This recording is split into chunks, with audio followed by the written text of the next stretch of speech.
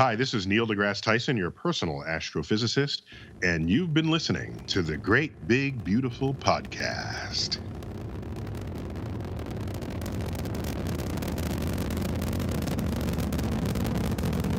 Have you ever been to Disneyland? Affirmative. That was definitely an e-ticket.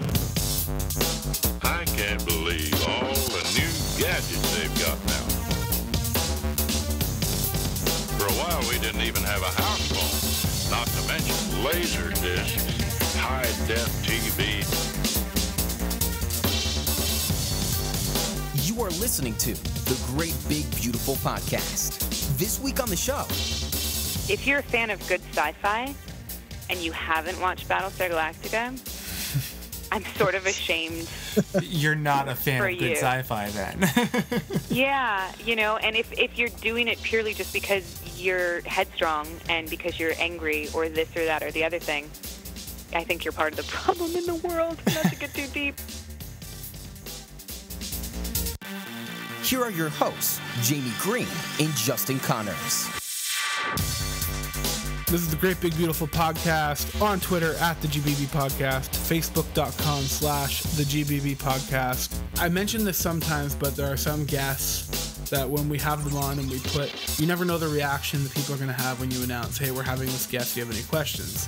And sometimes it's someone like our guest today, Katee Sackhoff, and people know her from so many different places, and the response was unbelievable. I don't know if you saw it, Jamie, but people were just, you know, I loved her in this, and it's all different things, and it's amazing to me that she's played so many characters that resonate with so many people, you know what I mean, in different avenues.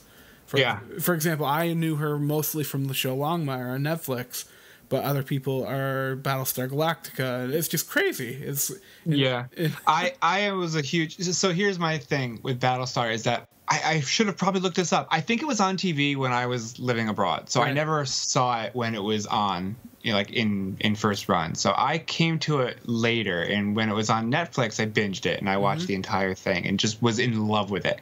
So this was after the fact, and what amazed me is that I watched it years after it had aired, right? And it had not been spoiled for me.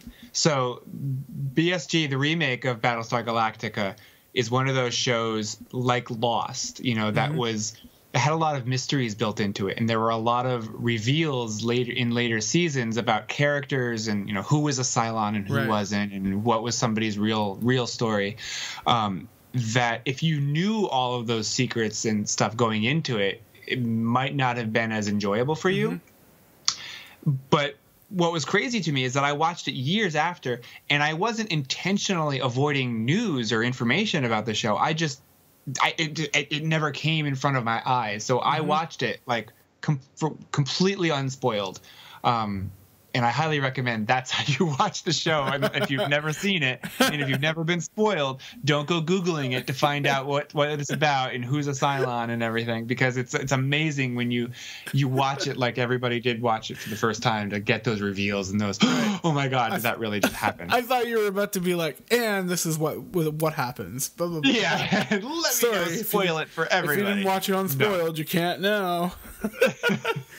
Yeah, so is that role in Battlestar Galactica what you know her the most from? Oh, absolutely. Yeah. Absolutely. So, I mean, I know her as Starbuck. So, I mean, I know that she's done a lot of other things. She's well known for many other things, especially more recently. Like you said, you know her from Longmire. But I first knew of her as Starbuck. Right. And so that's sort of when I see her picture now, that's the first thing that pops to my mind. And don't forget, she had the distinct pleasure of being an actress that was killed by Jack Bauer in 24. I just spoiled 24 season 8. I'm sorry. Yeah. It's funny because you said that to me when we were preparing for the interview, and it was like, well, really? I don't really remember her in 24. And then I went to look. I was like, oh, season 8. I wasn't watching it. So I'm sorry. I apologize, Katee. I wasn't watching 24 when it finally got to season 8, and I haven't gone back to catch up. But she was a primary character in that season. So. Yeah, so I just ruined season 8 for people. I'm sorry. Oh, great. Sorry, guys. If you were binging 24, I'm sorry. All right, so we're gonna go play the interview. Or do we need to say anything else about Katee Sackhoff? Do you want to talk? I think people know who she is. I don't want to assume, but I mean, could we say enough? Really? Right. I mean, we could sit here and talk for hours. Why don't we just go into it? We'll just play the interview with her. All right, We're gonna play it for you right now. Hope you enjoy. Katee, thank you so much for taking the time to talk. It's an absolute pleasure to have you. Thank you for having me. I wanted to start. I'm interested in where people come from and the roads that they take to get to where they are. And you, from what I understand, you don't come from an acting family. So I wonder what kind of a response you got from your friends and your family when you decided to pursue that career. Right. So I was always like a performer, if you will. Mm-hmm. 2 years old, standing on kitchen tables, dancing and singing. That was always sort of me, but I grew up in a small town, and, dreams and aspirations to be an actor don't really exist. Mm-hmm. And so I focused on other things for a long time. I was a competitive swimmer for years and had intended on swimming in college. And that was my sort of route, and then I hurt myself. Mm-hmm. And I couldn't swim anymore, and at 16 I sort of had to like reevaluate what I was going to do with my life. And I was really competitive, and I sort of had that edge of like, well, if it's easy, why would you do it? Yeah. So I think I sort of set my sights on something that seemed impossible, and told my parents that I was going to move to California and be an actor. I think that part of where I got that confidence from was talk about the purpose that somebody serves in your life at a time. In high school, I dated a hockey player, Andrew Ference, who plays, I think, for Calgary now. Uh-huh. I'm so bad at this. He's up in Canada. It's either he's in Alberta. He's somewhere. Anyway, he still plays. He was playing in the sort of like the WHL, which is when you're too young to like get drafted, sort of like Mm-hmm. league. And so he was the same age that I was, a year older than me, and we had like 5 of these hockey players that went to our high school, and I started dating him, and we sort of spent most of high school, all of high school together, and I saw him. We were together when he got drafted by the Penguins, and so I saw someone that was my age doing something that was presumably impossible. Yeah. And because of that, it gave me the courage. And he was living away from his family. He lived with a billet family. His family was up in Canada. I mean, like, this is like a 16-year-old that was an adult. Mm-hmm. And it made me realize that the dreams that I had, while still big and grand, were achievable. Yeah. And so that's sort of where that came from. And so when I told my parents, they were like, yeah, sure, okay. And then every Christmas and birthday, I started asking for things for my apartment. Like, I'd be like, can I have a couch for Christmas? Can I have my silverware and my plates and pots and stuff? I think I was the only 17-year-old to move to California with a U-Haul to fill a one-bedroom apartment. Wow. We went to flea markets and garage sales, and I had an entire one-bedroom apartment filled with stuff by the time I moved to California. And so my parents supported me. I think they realized that I was so headstrong they didn't have a choice. Yeah. Yeah, that's great. I mean, it sounds like they were super supportive of you. Yeah, I was really lucky. When I was 16, my mom saw an ad in the local paper to be a body double for Kirsten Dunst, and she was like, listen, if you really want to do this, let's get your feet wet and see if you even enjoy it. Mm-hmm.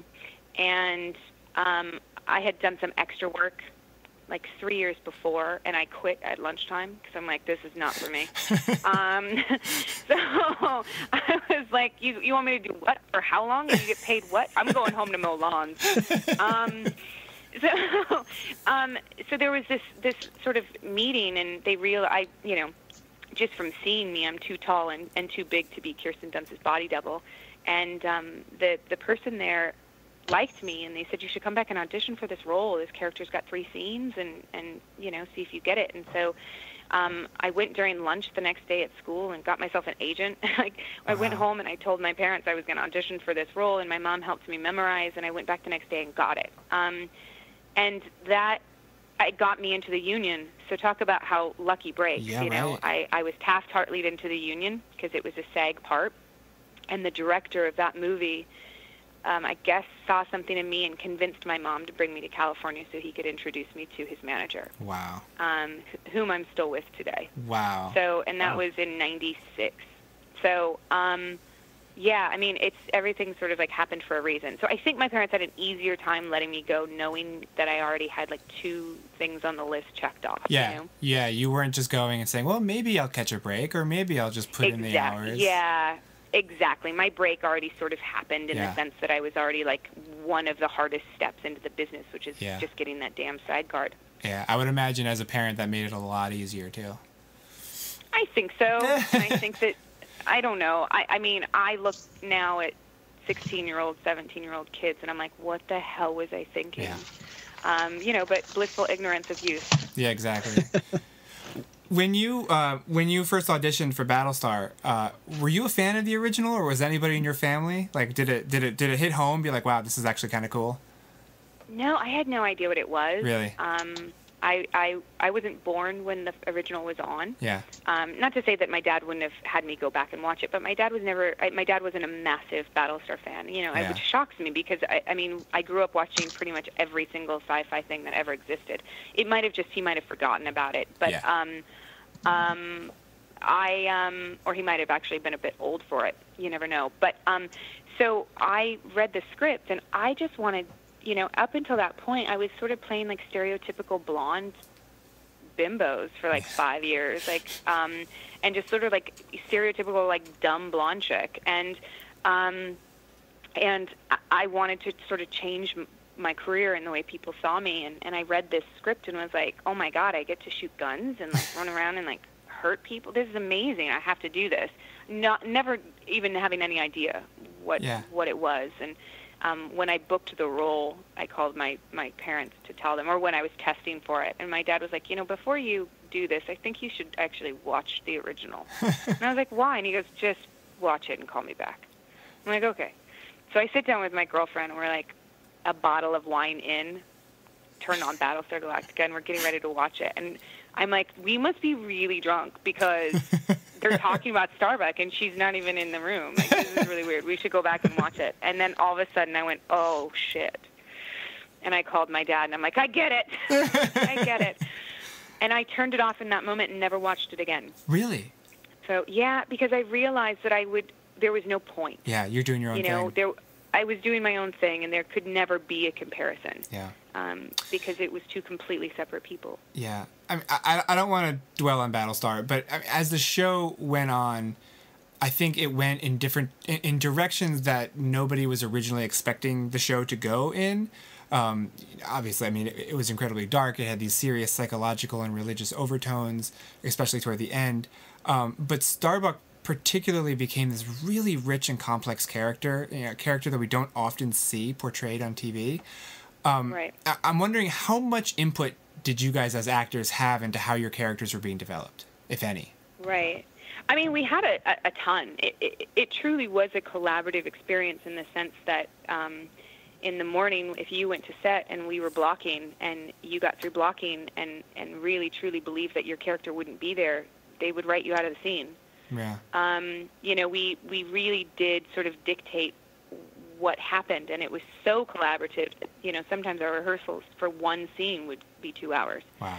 And Ron really championed that sort of like what's going on in your life thing. And you know, I had said at one point, I really want to know what happened with Starbuck's mom. Like, I feel like there's something there. And I was talking to David Weddle and Bradley Thompson, whom I'd worked with on my first series like 4 years earlier. And they said, that's cool. And they, from that, wrote Maelstrom, because it was an idea that I had that there's something dark there. And I really want to explore that, you know. And so they wrote that episode for Starbuck, which was really, really strong. And we learned about sort of who she was as a child and why she is the way she is, which was really important. But and I think that, you know, like I've said this before in an interview, that they had meant, at least on paper, to cast somebody much older than me in the role. I was 21 when I got the role. And so I think that because, you know, I'd already lived on my own for so many years, so, you know, not that at 21 I was grown up, but I had so much growing up to do still, and I was like this young woman sort of like with angst and insecurity and sort of going through all of those things in my own life, that you can't help but see that as a writer and someone who's observing, and sort of put that into a character. Yeah. The last question on Battlestar, and then we'll move on. I'm sorry, but for sure. No, that's okay. I you know, I've been so far removed from it now. I could talk about it all day. So obviously there are a lot of theories about what happened to Starbuck at the end, and I know Ron Moore is on record as saying that it was intentionally left ambiguous. And not really asking what you think happened to her, but I'm wondering, like, in the end, her whole story with whatever happened to her from beginning to end, what does she symbolize for you? Like, what does Starbuck represent for you?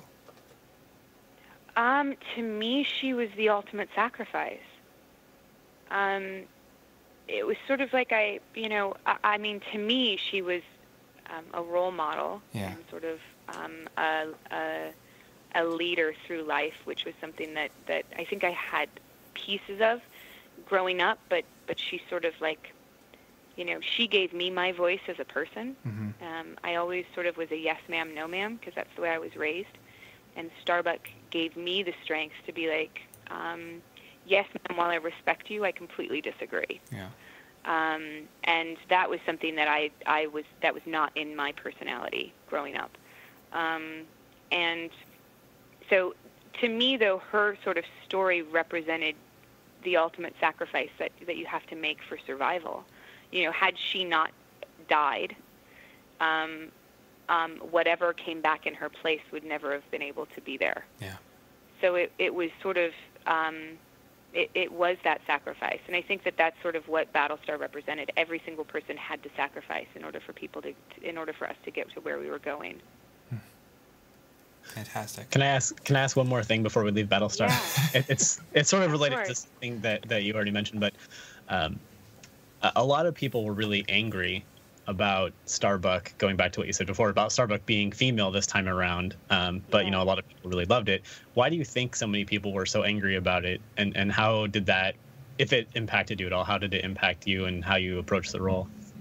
Yeah, well, I completely understand it. I mean, anytime you feel passionate about something that looks one way, it would be really difficult to have it look a different way. I get that, you know. I actually feel really bad for the people, though, that still haven't watched it. I actually feel that that they're doing themselves a disservice and the show as a whole a disservice, because there's so much. If you're a fan of good sci-fi and you haven't watched Battlestar Galactica, I'm sort of ashamed. You're not a fan of good sci-fi, then. Yeah, you know, and if you're doing it purely just because you're headstrong and because you're angry or this or that or the other thing, I think you're part of the problem in the world. Not to get too deep, but so I don't, you know, it's I experienced a lot of hatred. Some of the meanest things that could ever be said to a person were said to me, I think, by fans of the show. I was told that I should die, that if killing me brought back a male Starbuck, then that's what they felt that they should do. I mean, people got really mean. The good news is that the internet didn't really exist then. And so most people didn't have personal computers at that point, so you had to go to an internet cafe and log on to read what people said about you. And I did it, and I read, this one person wrote that I was so ugly that I looked like I was born with an ugly stick in my... I was born having been hit with the ugly stick, crawled the ugly stick tree, fell out, hit every branch on the way down on my face, and then landed on my fat fucking ass. Oh my God. And I still remember it because I was like, wow, that's really, really descriptive. Yeah. I mean, good for you. Like if you're gonna spew hate, you might as well actually be that descriptive. And I realized in that moment that like I was so hurt because like it was like a personal attack on me. And I was just like, wow, okay, I need to stop this. And so it affected my performance in the miniseries because I was so scared because people were so angry that I was a woman that if you watch the miniseries again, I'm trying a little too hard to be masculine because I was so worried about it. And then I realized after someone wrote that I would never win. Yeah. Not fully, not with everyone. And I gave up and just said, you know what? I'm just going to make this character my own. And then I found her in the first season of the show. By episode 4, I figured out who she was as a person, and I did it on my own because of the adverse sort of effects that listening to fans had on me in the beginning. Yeah. I mean, I'm a fan of lots of things. I enjoy lots of shows and books and films. I can't imagine liking something so much that I feel that attached to it and have to personally attack somebody who's involved in it. Like I just that mindset just completely escapes me. Because you're a normal person. I think that the internet is such a beautiful thing in that it's provided this wealth of constant, accessible knowledge, but it's also provided a forum for anger, and vitriol, and it's so evident even now. I think that I've always said this: people don't go online and spend the time to say something positive because they're happy. Yeah. People go online to say things that are mean and angry because they're angry about it and they feel like they need to say something about it. And that's all regarding all things, And so when I was sick, this is totally off subject, when I was sick right after Battlestar and I had to have my thyroid removed because I had cancer, I went online and read chat groups, chat forums about like what I could expect, what it would be like. And I finally had to walk away from it because there was not one person on any of these forums that said, you're going to be okay. Yeah. You're going to be fine. I'm happy. I'm healthy. Nothing's changed. This is your life now. Don't worry. There was not one person. And I looked for months because I was petrified. And that's sort of what the internet is for angry people, in my opinion. And it's just, it's a blessing and a curse. Yeah. Let's talk about something happier. You came away from Battlestar. You and Tricia Helfer have remained very close in the years since. Two questions, because I know you guys have started up a charity together also. Number one is, how common is that, do you think, to come away from a project with such a good friend?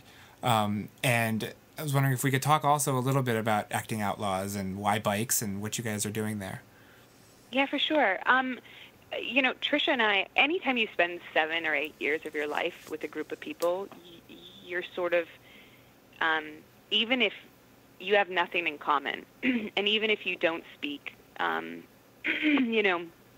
going through sort of what we've been going through this week as a cast, I haven't spoken with Aaron Douglas in 2 years, just because we've been busy and we have different sort of lives and things, and he and I we immediately reached out to each other again, and made sure to tell the other one that how much we love them. And that was really important. We're all getting together next week, the whole cast. Oh, wow. Because we want the whole cast, the crew, the ride. I mean, everyone who is involved is going to try and get there, in the sense that this was our family for 8 years. We love each other tremendously, and when you lose someone that you love so much, you sort of, it reminds you that you haven't told enough people how much you love them. And so it was sort of like this mass telling everyone we loved each other, and so Trisha and I became really close. We found out in like season, I think 2, that the guy that I was dating went to college with her husband. And so it sort of made it really easy for us to become friends because we were sort of attached already at that point. And we learned how to ride bikes together, and it gave us that in common. And so, like, we see Michael Trucco all the time, too, because he rides bikes also. So it's sort of like we have that in common. But so we started Acting Outlaws because Trish and I sort of are cut from the same cloth in the sense that, like, if your life is better than the person's life standing next to you, you should do everything in your power to help that person. And sort of that's sort of the way we were both raised, and we feel the same. We have the same affinity towards animals, and other things as well, animals being one of them, but other things. So we sort of, when the Gulf oil spill happened, we sort of like very quickly put together this charity group, the Acting Outlaws, because my fiance at the time and her husband were both from New Orleans proper. So we felt like we needed to do something. And so we did the cross-country motorcycle ride to raise money and awareness because people, it had been a year and people had, they weren't talking about it anymore. And it was still, it was still bad. Yeah. And so that's sort of how it started. And so we just sort of, what we realized was that if we could sort of marry two things that we had passion for, which was riding motorcycles and then doing good, that was something that we wanted to do, and that's sort of how Acting Outlaws sort of stayed Acting Outlaws, I guess. Yeah. You've also said that above and beyond the fundraising and the awareness that you do with it, you're also out there to inspire people to get out of their comfort zones. Is that still a goal? Absolutely. I think that's a goal for me, just as a human being. Yeah. I think to sort of every day to do something that scares you is something that we should all sort of strive for. It's life is full of unknown things that could potentially scare you, and if you allow yourself to be crippled by that, you could potentially miss out on so many fulfilling things that bring so much like beauty to your life. And I think that riding motorcycles is one of them. I mean, it was something that really scared me. I mean, I don't know, as strong and independent as people think that I am, I'm still very much like, wear heels and dresses and a girly girl. Yeah. And I didn't think that I was anywhere near strong enough to be able to ride a motorcycle. And that's sort of one of those things is, when Trish and I now have been riding for over 10 years, and we're starting to see more and more and more women ride, and we love it. Women are fun to ride with because I think they actually make better riders than men because we focus a bit more. Speaking of, sorry, Jim. No, go ahead. Speaking of riding, are you and Trisha doing the Tulip Ride again this year? We are actually, yeah. So awesome. Trisha and I are doing that. We've got some friends that we're bringing with us again, and Kurt and Chris from Sons of Anarchy are coming again. Our friend Adam Gasser, who's a custom bike builder, who's just an amazing. He and his wife build some brilliant custom bikes over at Gasser Customs. And then Carl's coming again as well, and then Trisha's husband. So we have a good group of people. But we all ride. There's a ton of us. Like, we've got a group of actors. There's a ton of us that ride. It's really quite funny. Like, when the writer's strike was going on, it was like everyone was unemployed because we couldn't work, and we were working because we were up in Vancouver. So Battlestar actually managed to continue unscathed. But it's, if you see people riding in a big group on a Wednesday in the afternoon, they're usually actors. I wanted to ask you, because you also just mentioned this. You describe yourself as the quote unquote girly girl. Ironically, though, so many of the roles that you've become known for are these really tough, badass characters.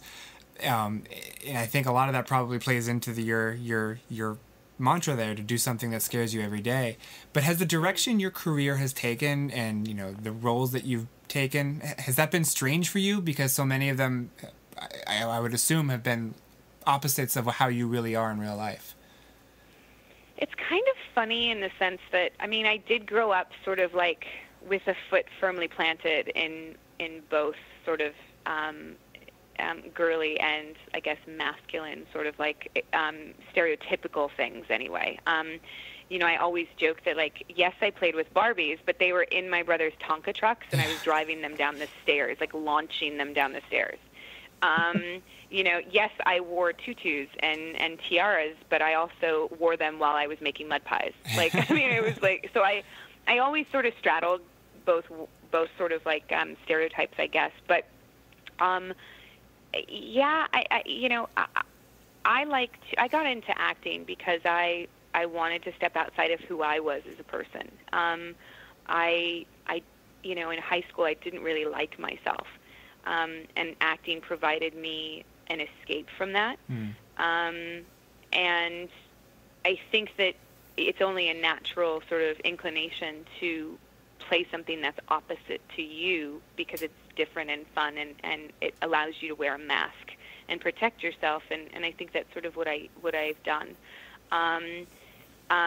You know, I also I grew up watching, you know, sci-fi and action movies with my father. So, I mean, I literally wanted to be Bruce Willis growing up. I wanted to save the Nakatomi building. That is who I was. I mean, like, it's sort of, I mean, it's the fact that, like, I want to do, like, a female Die Hard. Like, I'm like, come on, like, someone's got to do this. But so that's a reboot I would definitely like to see. Right? I know, right? So, I mean, I want to save Christmas. It's sort of one of my things. But so it sort of made sense for me to sort of go in that direction because my father gave me my love of film, and those are the movies we watched growing up. You know, it was, I say this all the time, that we would go back and forth from watching Care Bear movies together to watching Predator, and I was like 7. So it does make sense, but it is still very, very different from who I am. Yeah. I think. Yeah. I wonder if, I mean, have you brought more of yourself into your characters, or do you think that you've taken some of those badass qualities of your characters and changed who you really are off the screen more? Like, which way has the influence gone more? Oh, God, I've never been asked that. I think both. Yeah. I think that it's sort of a mutual love affair between my characters and myself. Yeah. And like I said, I mean, there's so much of myself that became Starbuck. But I also learned so much from her that she shaped who I became as a woman, for sure. Yeah. So I do think that it's sort of like a happy medium, but you know, that's what's so great about being an actor, though, is that you get to put on these different personalities and these different careers and these different sort of emotional states to further your own growth as a person. I mean, it can only help but make you a different person or a better person or a stronger person. If it's not, then you might not you might not be doing it the right way. Yeah. Oh, you know, I mean, I hate to say that, but it's you can't help it. You know, I mean, with Don't Knock Twice, I was playing a woman that I could not relate to. I mean, this is a woman who got so like overcome with her drug addiction that she lost her child. Mm-hmm. I can't identify with that. But what I can identify with is her struggle and her drive and sort of strength to pick herself back up and fight to atone for something that she did that was wrong. Yeah. That's something that we could learn from. That's some strength right there. So I think that it could only open your eyes to different aspects of the world and different sort of, you know, positions that people find themselves in. Yeah. Do you find that you take aspects of different characters and use those to inform other characters, or do you start with a clean slate? So, like, for example, is there any Starbuck in Vik? Yes, I think there's probably a little bit, only because there's a little bit of me in both of them. Yeah. So, yes, I think there are tiny similarities. But I also watch both of them, and I think that they're completely different in my mind. I went to Luca Vavoom last night. Nathan Fillion dragged a bunch of us out to this luchador mixed with I don't want to say striptease. What's it called when they burlesque? Burlesque. Thank you, burlesque. A luchador burlesque? It was. I saw the picture on Instagram. Oh my God, there's a picture that I don't know who took it, if it was Nathan or our friend Brecken, but one of them took the photo of this look on my face that's slightly appalled, slightly terrified that I'm going to get struck down on the way home, really intrigued and also teeny bit turned on, like a little. It's like one of the funniest. I've never seen that expression on my face because it's sort of, I'm just all sorts of jammed up in that photo. But I was screaming all night, so my throat hurts right now, so that's why I keep coughing. You have a good excuse. It was good. I needed to get out and laugh. We were talking about Starbuck. Oh, and the characters. Yeah, so I think there's similarities. I don't see the similarities between them, partially because they're separated by 10 years in age. Right. So I think that they can't help but be different, and they come from very different worlds. And Vik comes from a very supported family, and I don't necessarily think that Starbuck did, or not stereotypically anyway. So I don't know. You can't help but have a little piece of yourself in everything you do, I think. Sure. How does it feel knowing that a lot of your roles, especially someone like Starbuck, was pivotal in paving the way for a lot of other strong female roles? I mean, without Starbuck and Battlestar, I don't think The Expanse would be a show right now. Mm-hmm. Yeah, I'm a massive proponent in every woman possible succeeding, because every time someone does something that's difficult, it sort of paves the way for the rest of us. And I think that's who Starbuck was, and a testament to Ron Moore and everyone that wrote her and created her. And it just being such a welcoming, supportive environment to do that. I look at, that's what Sigourney Weaver did for all of us. That's what Linda Hamilton did. That's what Lucy Lawless did, Sarah Michelle Gellar, all of these women that played strong sort of kick-ass women. Elijah Dushku. I mean, there's so many of them that played roles that sort of it's like a ladder, and we just keep stacking it on top of the next one, and it's just, they just keep getting better and better. Yeah. Speaking of very strong female characters, you were an early fan favorite for Carol Danvers for the Captain Marvel movie, which I do have to agree, it would have been perfect casting. But I wonder do you even have interest in entering that superhero game? Not really. Yeah? I mean, listen, I'm sure I would find a reason to say yes. I would only be so lucky, that somebody over there would think that I could translate into that world, Yeah.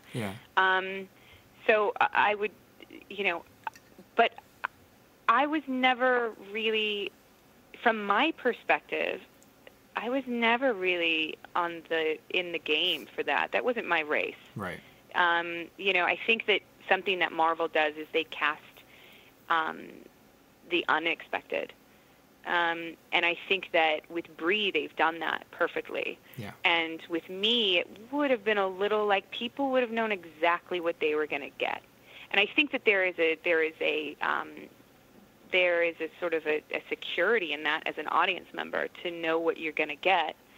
But I think that role, and I think it's sort of, we don't want to know what we're going to get. That's what's so beautiful about it. Is it's a whole new story and platform for strong women, and Brie has proved herself to be a phenomenal actress. So, I think that there's no stopping her and what that project could be. Yeah. Oh yeah, I wanted to ask if there's any update on Rain. Oh God, yeah. So Rain, believe it or not, has been something I created 10 years ago.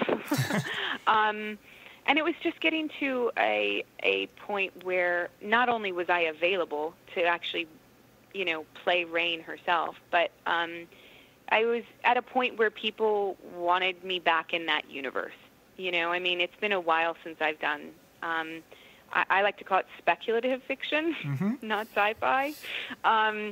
It's been a while since I was sort of in that genre, and I think that I needed to take a break to give audience members a breather, and then to come back and do something completely different. So we're in the pitch process right now of just sort of hoping it lands at a home somewhere. And at the end of the day, if it doesn't, then it doesn't. You know, I did something that scared me tremendously, which is go into rooms with executives and pitch a project that I create that was a brainchild of mine.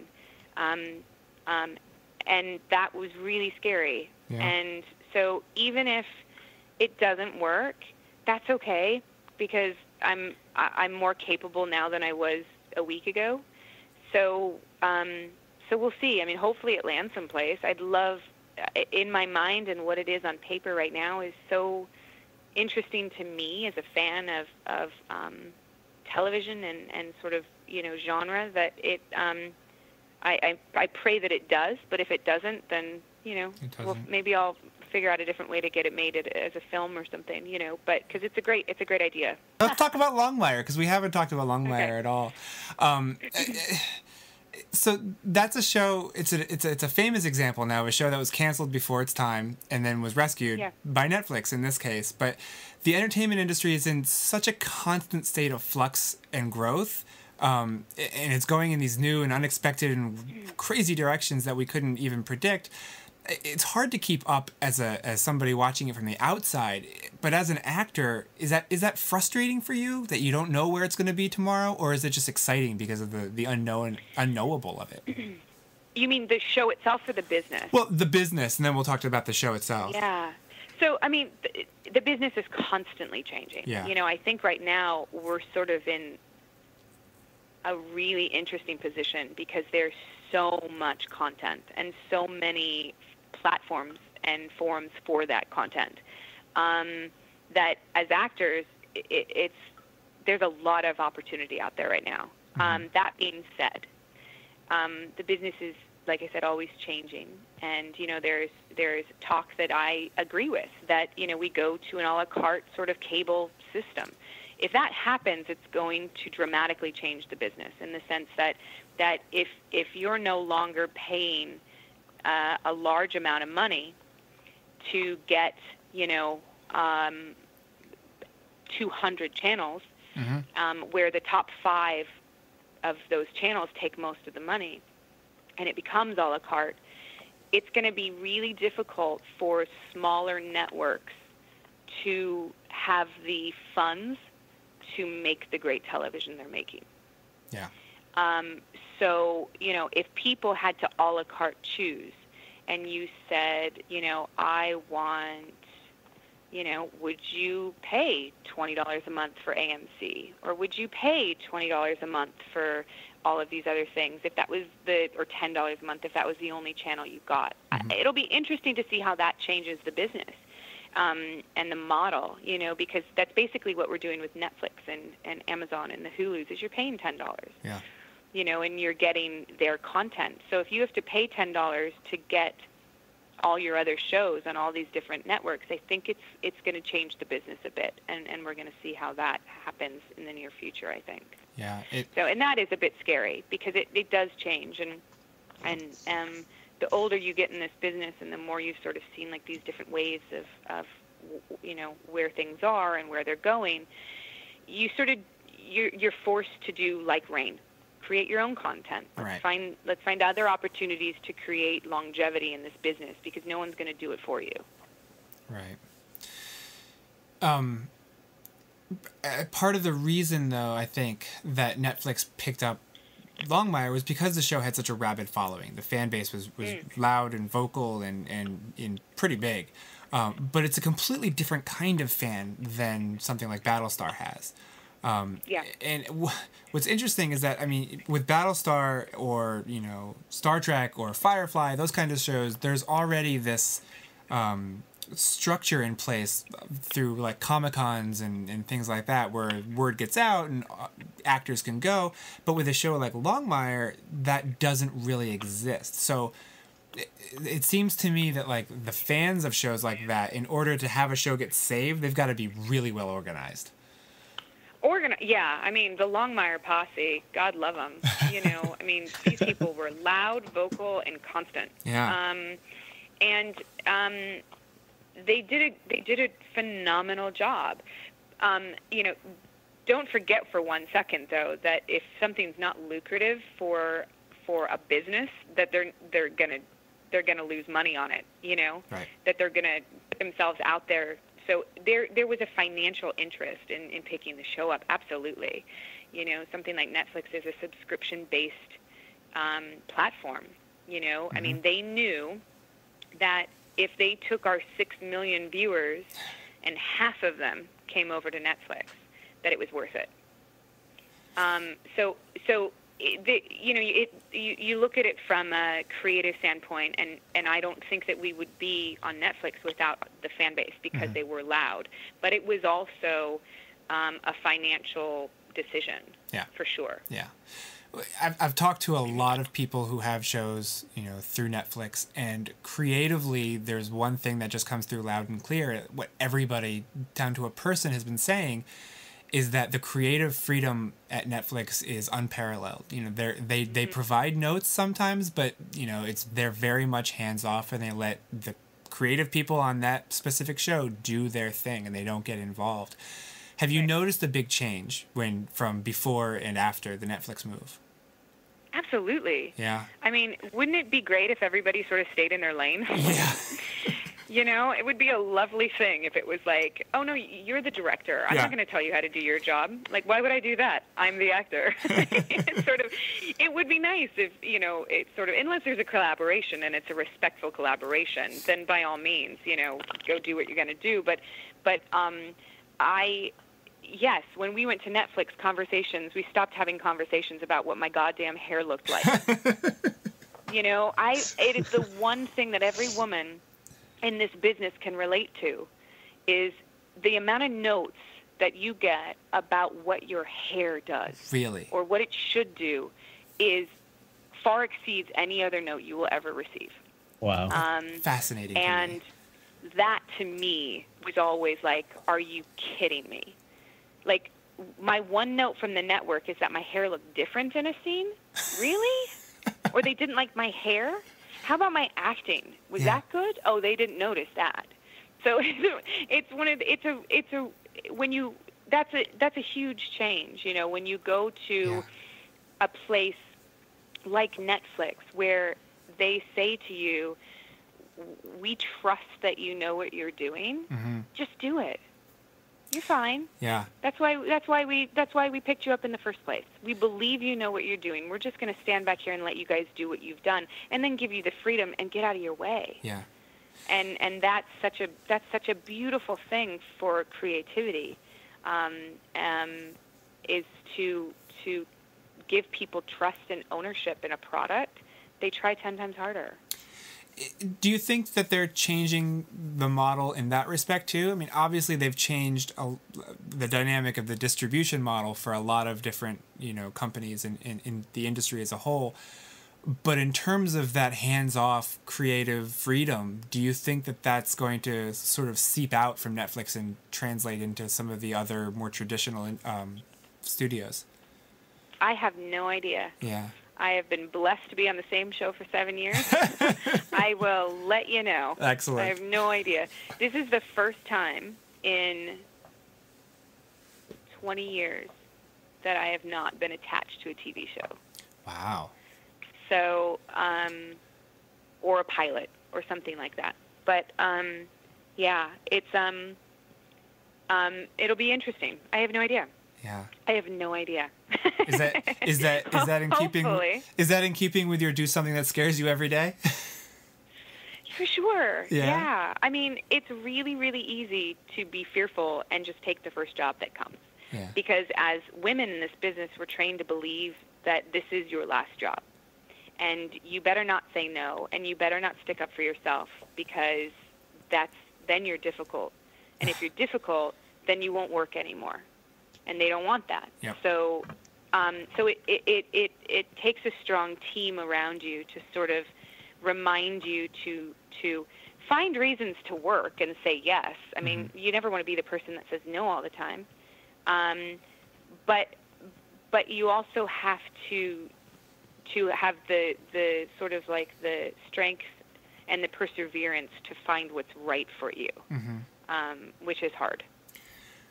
What do you look for? Like when you get pitched these different scripts or different scripts come across your desk or whatever, like what are you looking for that next project? I usually look for originality of character for myself. If it's a hat I haven't put on before, that's usually something that intrigues me for sure, because that's sort of, as everyone can attest to in this business, you will get offered the same roles all over again. Right. Which is so interesting because it goes in waves. So right after Battlestar Galactica, it was like, well, she's the strong woman, and she's like this masculine strong woman. Like, she can't play that character. So, and then you get a job where someone takes a chance on you, and they cast you as a mom in a horror movie and dye your hair red, and then all of a sudden, it's like you're the horror person who plays moms and like has a face for horror, and you can't play those strong characters. Yeah. God, she can't play strong. You can only do your last project, right? Your last role. Exactly. So I usually look for, that's what I mean when I say originality of character, something that is different from the things that I've been playing lately. Yeah. Okay, and now for real, we'll let you go. But before we do, I was wondering if you had a particularly fond memory of Richard Hatch that you might be able to share. Yeah, you guys are gonna make me cry. I'm sorry. You don't have to answer if it's too difficult. No, it's okay. It's Richard above everything was like this fierce sort of champion of like putting yourself out there and growing and sort of learning and he would want people to be talking about him because and celebrating his life because he accomplished so much, and even for people that never saw Richard Hatch in a movie or in a TV show, he accomplished so much as a human being, more so than anyone else I've ever met. He had this ability to when you were standing in front of him and he was talking to you, he had this ability to make you feel like you were the only person that existed. And he looked through you and into you and sort of made you feel comfortable in being whoever you were and whoever you needed him to be. And I remember the first time I met him, I was going to New York Comic Con, and this show hadn't really aired yet. I mean, I think people watched it, and it was really before the internet, so I don't really remember what was going on. But I remember being booed at Comic Con when we went in San Diego. So going to another convention was sort of a thing that like scared me. But I went to New York Comic Con, and he and I had flown in on the same flight, I guess, and they. He was in the front seat and I was sitting in the back, and I didn't really know who he was because I didn't watch the original, and I couldn't really recognize him from the front. And he turned around and he was like, so you're Starbuck? And I went, yeah. And he goes, you'll do. And it was a testament to like, who he was as this person. This is a guy that spent so much of his life trying to get this his character of Apollo and his story of Battlestar sort of out there again. And when that obviously looked like it was never going to happen for him, instead of do the thing that you would think a person would do, which is, no offense, but write articles called Save Starbuck's Genitalia, he did the thing that Richard Hatch does better than anyone I know. He supported it, figured out how he fit, what his role was going to be, and if that was as a viewer watching it with pride, then that was great. That was enough for him because he loved it so much, and he loved people, he loved creativity. And because of that, he found a place on the show and became a part of this family all over again. And he was just, you know, we should all be so lucky to be as whole of a human being as he was. He was just such an amazing man, and so good, and so kind, and such a teacher of life, that it's a really big loss. It's a really big loss, and not just for us, for every single person he ever came in contact with at a convention, because he made that person feel so important to him, because you were important to him. And we should all learn from that, because that's who he was, and that's his legacy. You know, not the characters he played, but who he was. Katee, thank you so much for your time, for your memories, and for your insight. This has just been a fantastic conversation. Thank you so much. Thanks, you guys, Katee, so much. I appreciate it very, very, very much. So, Justin, regular listeners of the show may have noticed that you sounded different in this episode. Yes. Well, I have an alter ego named Will, writer extraordinaire for Geek Dad. That's just, you know, something I do in my spare time. No, no. Sometimes we do the show and things. Like this was a last minute scheduling conflict. We had a different time than what she had, and we were all ready to. Okay. Let me take the fall for this. Okay. So, on the one hand, this did come together very, very quickly. Right. So I heard from her people like late on a Thursday, and they said, "Can you talk to her tomorrow?"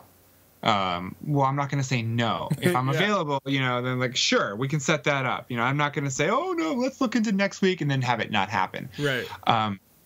And I goofed by thinking that the time that they told us was Eastern time, and in fact they meant Pacific time. So Justin and I were ready to go at the Eastern time, and you know, when we weren't connecting and we're like, oh, is she just running late? I realized that I goofed by 3 hours. So that's my bad. It's all good. And it turns out that you were not able to make it 3 hours later because of family issues. So I felt awful. That's okay. I'll say it. We had already planned to go see Lego Batman, and the kids were looking forward to it so much.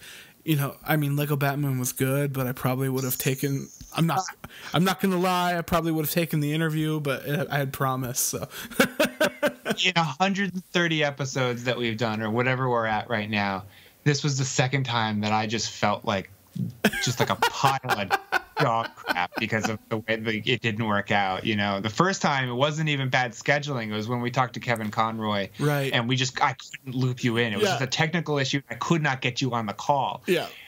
And you were like, "Oh, it's okay. You go and talk to him." Do it. And then later you told me that Hannah came in and she was like, "But it's Batman. Why aren't you talking to Batman?" And that just made me feel terrible. Well, and this time it was fine because I was like, the good of the show to me is more important than me personally. And like you said, this could just not happen next week. That's the way that the nature of what we do, right? Yeah. Like it could just be like, well, she's not available for 6 months. Sorry. Yeah. So I was just like, do it. You got to do it. So and I'm glad you did. It was a great interview, and you really find a way to bring things out of people in the interview questions that you write is fantastic. Well, thank you.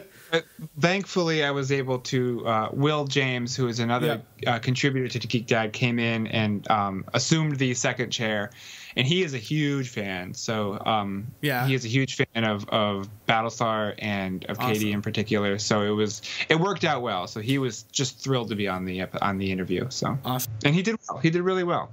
Great. I'm glad he got to do it. Oh, yeah, I'm glad. Yeah. All right, guys. That's the bitterness oozing from me. All right, guys. Thank you so much for coming back. If you're not subscribed, hit that subscribe button. Follow us on Twitter and Facebook, facebook.com/TheGBB Podcast, same as Twitter. And I'm Justin at 140 Justin C. And I'm Jamie at The Roarbot. We'll see you next week. Take care. This podcast has been a production of the Geek Dad Podcast Network. If you've enjoyed this content, please consider supporting us at patreon.com/geekdad.